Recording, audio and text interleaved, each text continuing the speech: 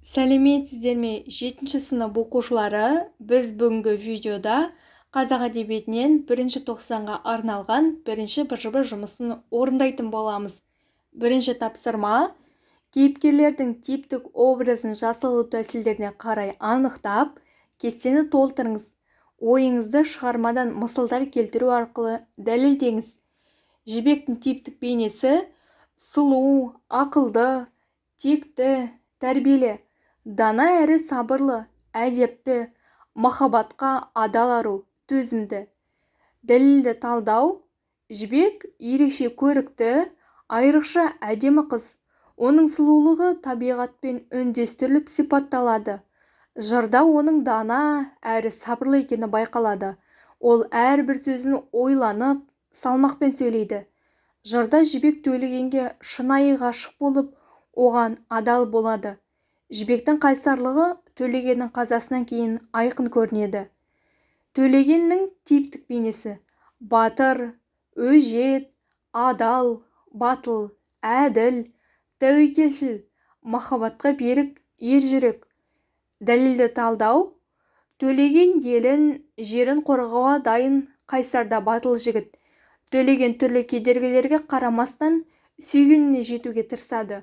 Ол қиындықтар мен ауыртпалықтарға мойымай алға ұмтылады.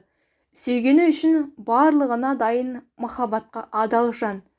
Бекежан типтік бейнесі: қызғаншақ, қатыгез, зұлым, өзімшіл, арам ойлы, жағымсыз кейіпкер. Дәлелді талдау: Бекежан Төлегенге қызғанышпен қастандық жасап, өзінің қатыгездігін көрсетеді. Бекежан тек өзін ойлайды, өз мақсаты үшін ешкімді аяп жатпайды.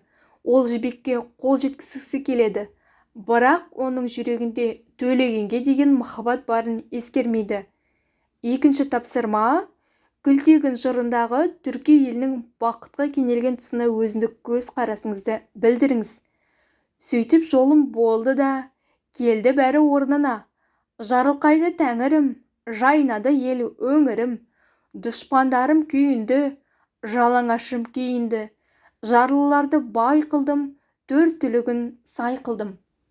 Менің көз қарасым бойынша, Күлтегін жырының бұл үзіндісі түркі халқының қиын қыстау кезеңдерді еңсеріп, бейбіт өмір мен берекеге қол жеткізгенін көрсетеді. Үзіндіде елдің дұшпандарын жеңіп, байлыққа, тыныштыққа кенелген кезі айқын көрініс табады. Бұл үзінді түркі халқының бірлігі мен ерлігі арқылы қиындықтарды еңсеріп, елдің гүлденуін бейнелейді.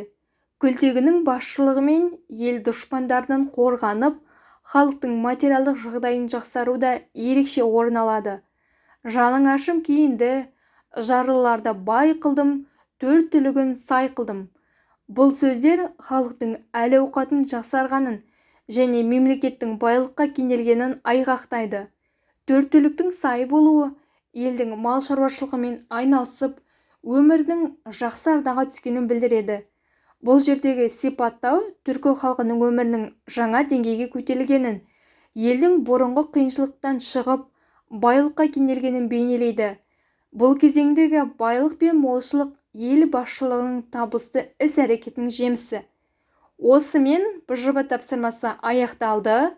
Каналға тіркеліп, видеоға лайк басып, видеоны достарыңызбен бөлісе кетіңіздер.